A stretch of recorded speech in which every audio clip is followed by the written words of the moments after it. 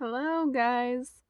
Long time no talk. Welcome back to my blog. It's been way too long. In fact, the title of my last blog was, in fact, Happy Gemini Season, and that would have been back in May, which would have been almost a year ago, which would have been right after I had just gone back from Italy for the last time, which is crazy. There's been a lot that's transpired since then, but I'm not going to use this video to talk about all of that. Instead, I'll try and name the most important relevant stuff, but otherwise I just want to make a video because there's only so much you can do when you're bored and you're in quarantine and you have limited social interaction. And myself, being that millennial who still lives in their parents' basement, quite literally, as you can see, this is my parents' basement.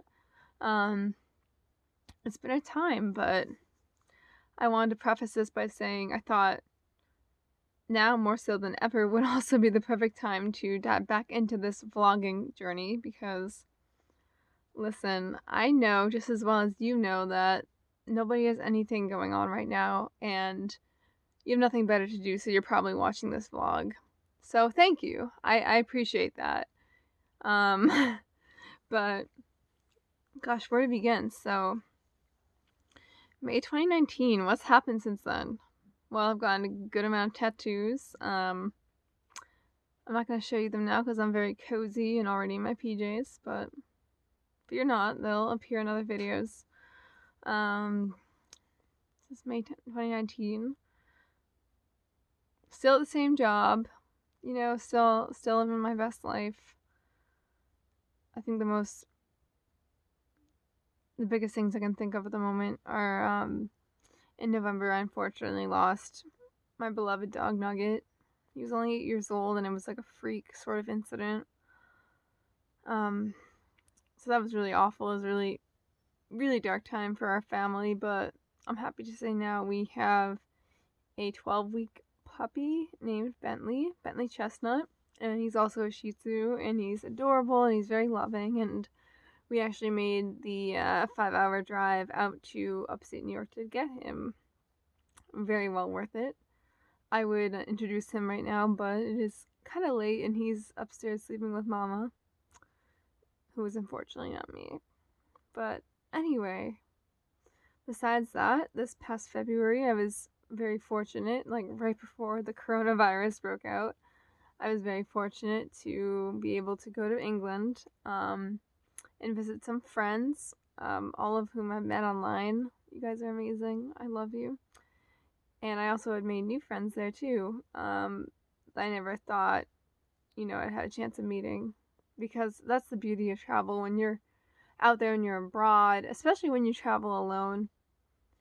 You leave yourself open to so many possibilities, and it's such a nice, liberating feeling. It's not something you typically feel in your day-to-day mundane routine, because I for sure as hell, I know if I'm going to work, I'm going to see the same people, do the same shit, experience the same day-to-day events, but, when you take a risk or a trip like that, however you want to frame it, you're putting yourself in a position where you can meet new people and you can put yourself out there, because it's so ironic. You would think that it would be easier to meet people and put yourself out there with the advent of social media, especially in the last 5 years, but it just makes it that much harder, and it makes it that much harder to actually sit down face to face with someone and have a conversation and really connect with somebody on a deeper level.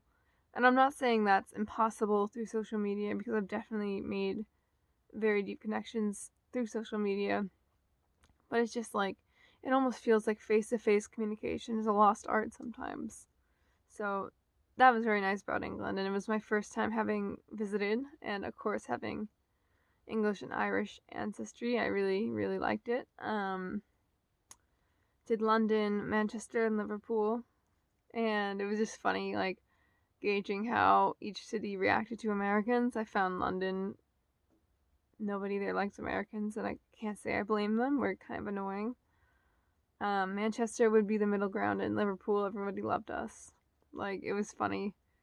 It's so strange, because I feel like especially here in America, we our narrative is that we put ourselves as the center of the world and the most important country. And obviously that's not true, but I feel like a lot of times you have to travel to really feel that, like in your bones, and be like, wow, there's a lot more going on, outside of America. Like, the world is not just all about Trump. So lately, I guess we've all been in the same boat in the sense that we've all been crazily affected by this coronavirus, which nobody was expecting, least of all myself. And I have many friends in Italy, and at first, I still thought it was pretty much harmless until just about a week and a half ago when it kind of started arriving here. It's really insane, but there's something really nice about seeing, for the most part, almost everybody come together and unite for a greater good. It restores a little bit of your faith in humanity because you're like, all right, people are capable of decent things, But as much as I do like to go out and socialize and see people, I can't complain too much because it's given me a lot of opportunity to get a lot of much needed rest and also watch a lot of films, which is something I struggle with because when you work, 5 days a week, your free time you will allot only to so many things. It's kind of like, how do I put it? Like, this metaphor is gonna sound really stupid, but it's almost like making like a jigsaw puzzle. You have to find, okay, this activity is gonna fit here exactly, till it all comes together as one. But having so much time in my hands as of late, I've been able to do a lot more, even though, believe it or not, it's been a challenge for me because I'm very naturally a type A person. I like to keep busy. I like to do things and be motivated and be on the go and be out, and staying home all day is not easy at all for me. So this is very much a test of character for me, but I think I'm doing well because I've made sure to not let myself get into too many self-isolating states. Like, I've been making sure to keep in constant contact with people, friends, family, what have you. I do love my Gatorade. Gosh, what else did I want to say? I'm trying to think what else has been going on in my life since then. I mean, I've been playing Pokemon Mystery Dungeon nonstop, even though Animal Crossing just came out, but I tend to be one of the weirdos, and that game literally brings me right back to my 11th birthday, which is a funny story, so I'll tell it. So,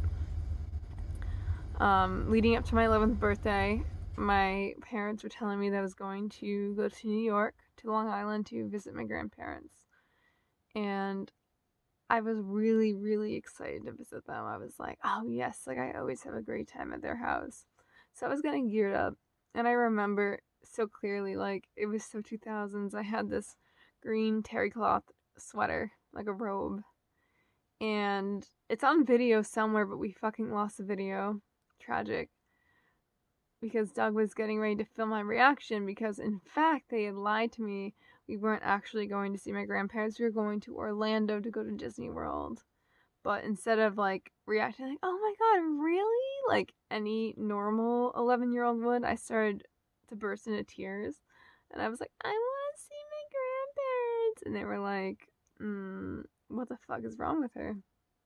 But long story short, it was that same birthday that I received the DS Lite, which was back then brand new, and Pokemon Mystery Dungeon, and Nintendogs, and that's all I played on the flight from here to Florida and back, and just seeing that it was remade and remastered for the Switch, which is something I'm pretty much playing every day.